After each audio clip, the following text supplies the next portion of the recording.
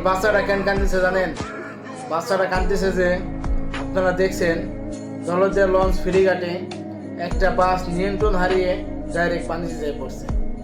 আসলে পানিতে পড়ার পরে এই বাচ্চাটা জাংলাতে বেরোতে পারছে এবং এই বাচ্চাটার লগে ওর মাও ছিল।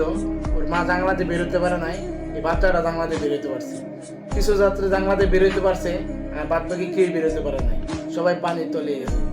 আল্লাহ পাক সবাই তুমি হিদায়াত দান করো। আল্লাহু আকবার।